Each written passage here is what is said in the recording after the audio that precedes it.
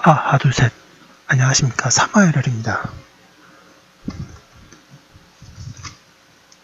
사마열혈TV 7차 구독, 추천 부탁드리고, 유튜브 구독, 네이버TV, 카카오TV 잘 부탁드립니다.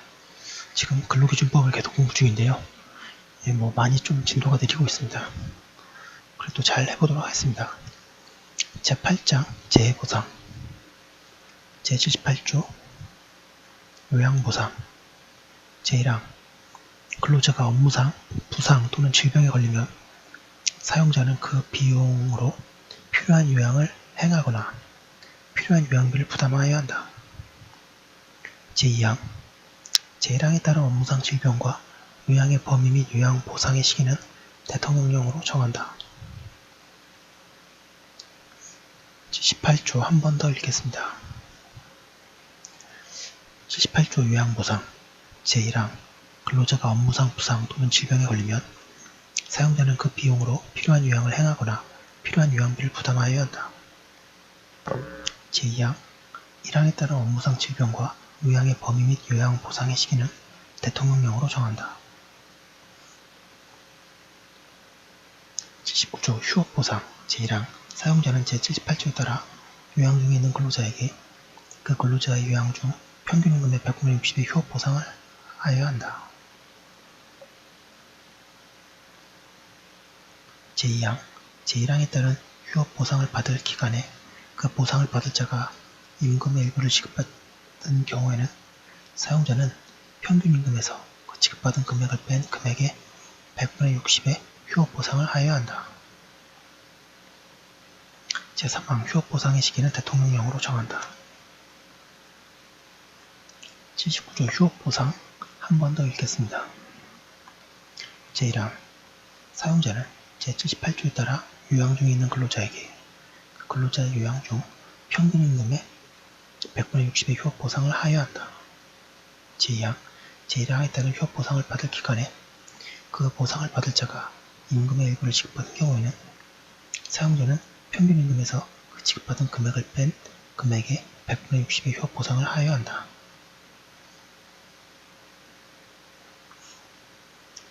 제80조 장애보상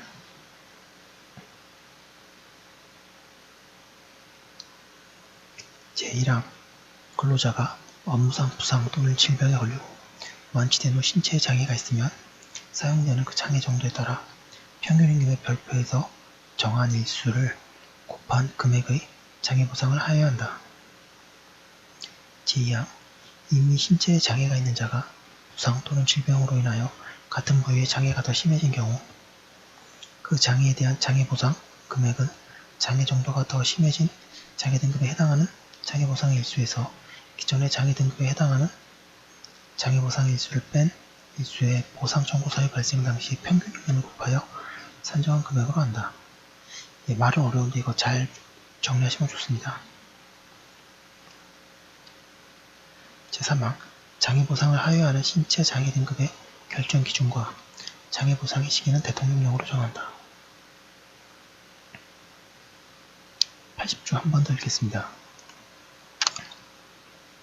장애보상 제1항 근로자가 업무상 부상 또는 질병에 걸리고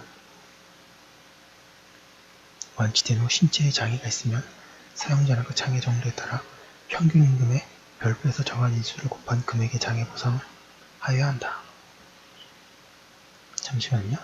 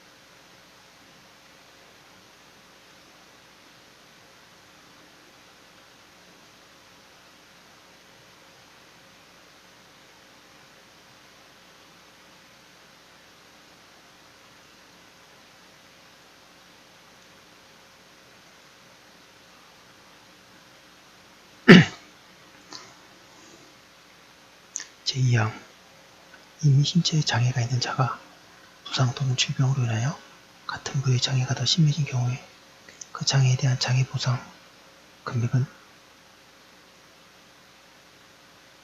장애 정도가 더 심해진 장애 등급에 해당하는 장애 보상 일수에서 기존 장애 등급 일수에 해당하는 장애 보상 일수를 뺀 일수의 보상 청구 사유 발생 당시에 평균 임금을 곱하여 산정한 금액으로 한다. 제3항 장애 보상을 하여하는 신체 장애 등급의 결정 기준과 장애 보상의 시기는 대통령령으로 정한다. 조문이 좀 길었습니다. 제81조 휴업보상과 장애보상의 예외 근로자가 중대한 과실로 업무상 부상 또는 질병에 걸리고 또한 사용자가 그 과실에 대하여 노동위원회의 인정을 받으면 휴업보상이나 장애보상을 하지 아니하여도 된다. 한 번 더 읽겠습니다. 제81조 휴업보상과 장애보상의 예외 근로자가 중대한 과실로 업무상 부상 또는 질병에 걸리고 또한 사용자가 그 과실에 대하여 노동위원회의 인정을 받으면 휴업보상 또는 장애보상을 하지 아니하여도 된다.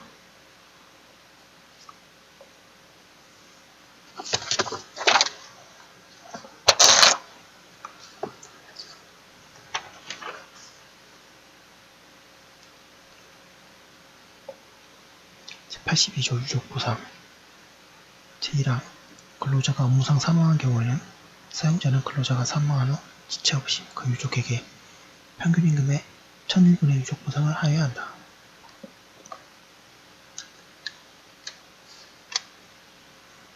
제2항 제1항의 유족의 범위, 유족보상의 순위 및 보상을 받기로 확정된 자가 사망한 경우의 유족보상의 순위는 대통령령으로 정한다.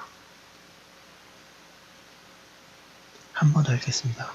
82조 유족보상 제1항 근로자가 업무상 사망한 경우에는 사용자는 근로자가 사망한 후 지체 없이 그 유족에게 평균임금 1001분의 유족보상을 하여야 한다.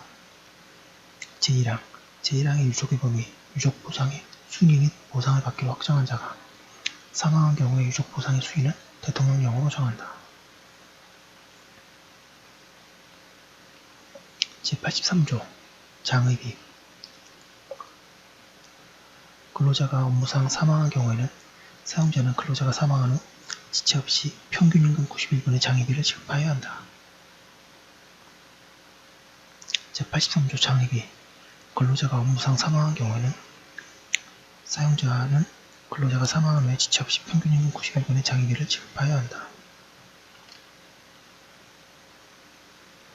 제84조 일시보상 제78조에 따라 보상을 받은 근로자가 요양을 시작한 지 2년이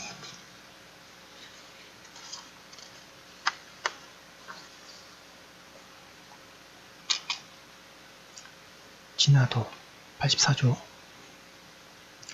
부상 또는 질병이 완치되지 아니한 경우에는 사용자는 그 근로자에게 평균임금의 1341분의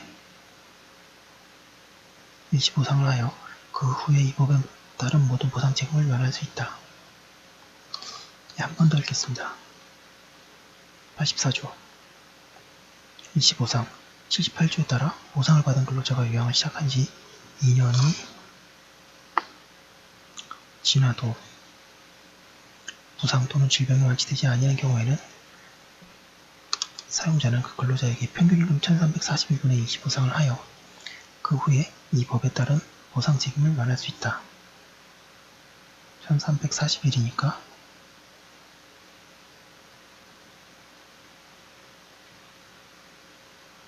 4년 조금 안되네요. 85조 분할보상 사용자는 지급 능력이 있는 것을 증명하고 보상을 받은 자의 동의를 받으면 80조, 82조 또는 84조에 따른 보상금을 1년에 걸쳐 분할보상할 수 있다. 85조 한 번 더 읽겠습니다. 분할보상 사용자는 지급 능력이 있는 것을 증명하고 보상을 받은 자의 동의를 받으면 80조, 82조 또는 84조에 따른 보상을 1년에 걸쳐 분할보상을 할 수 있다.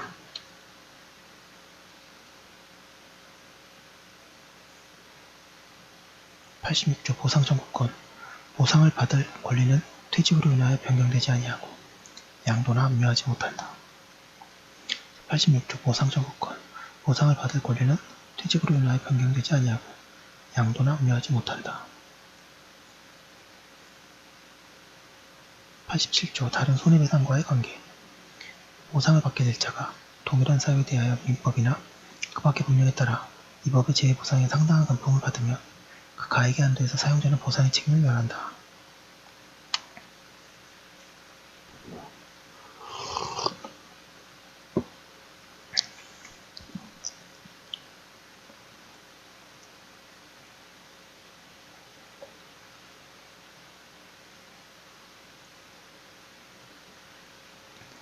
87조 다른 손해배상과의 관계. 보상을 받게 될 자가 동일한 사유에 대하여 민법이나 그 밖의 법령에 따라 이 법의 재해보상에 상당한 금품을 받으면 그 가액의 한도에서 사용자는 보상의 책임을 면한다.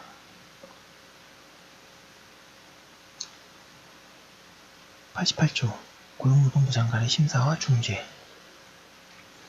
제1항 업무상의 부상, 질병 또는 사망자의 사망의 인정, 요양의 방법, 보상 금액의 결정, 그 밖의 보상의 실시에 관하여 이의가 있는 자는 고용노동부 장관에게 심사하는 사건의 중재를 청구할 수 있다. 제2항 1항의 청구가 있으면 고용노동부 장관은 1개월 이내에 심사나 청구를 하여야 한다. 제3항 고용노동부 장관은 필요에 따라 직권으로 심사나 사건의 중재를 할 수 있다.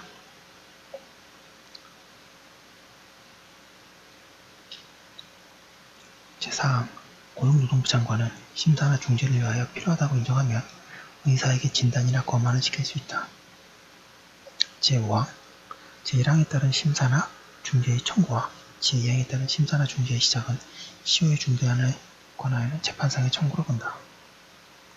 88조가 좀 긴데요. 한 번 더 자세히 보겠습니다. 88조 고용노동부 장관의 심사와 중재.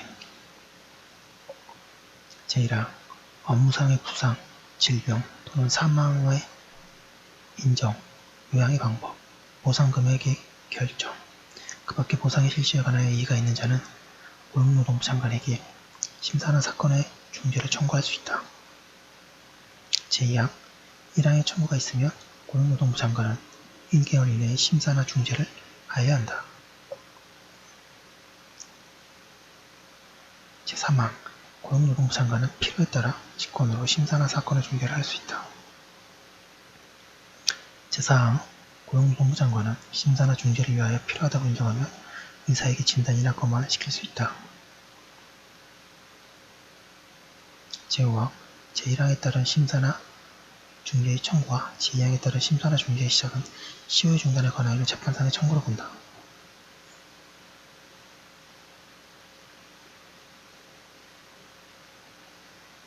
제89조 노동위원회의 심사와 중재.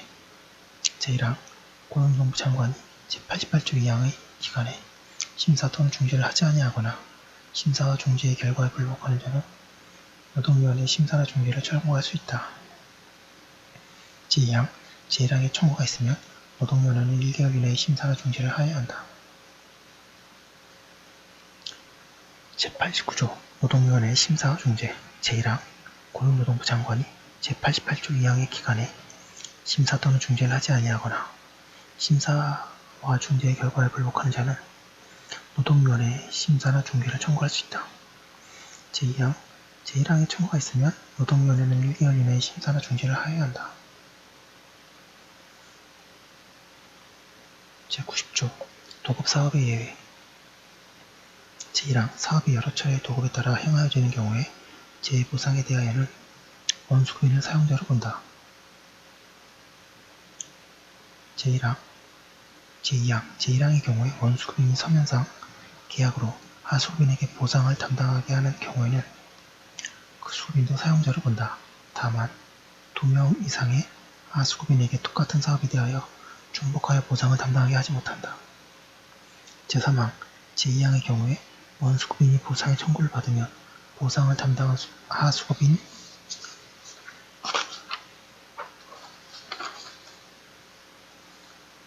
우선 최고의 것을 청구할 수 있다.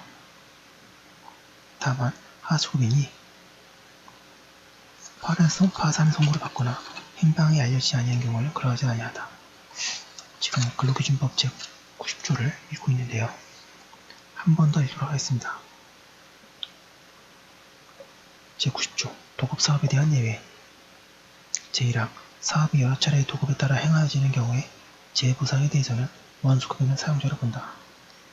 제1항, 제2항, 제1항의 경우에 원수급인이 서면상 계약으로 하수급인에게 보상을 담당하게 하는 경우에는 그 수급인도 사용자를 본다. 다만 2명 이상의 하수급인에게 똑같은 사업에 대하여 중복하여 보상을 담당하게 하지 못한다. 3항 제2항의 경우에 원수급인이 보상을 청구를 받으면 보상을 담당하는 하수급인에게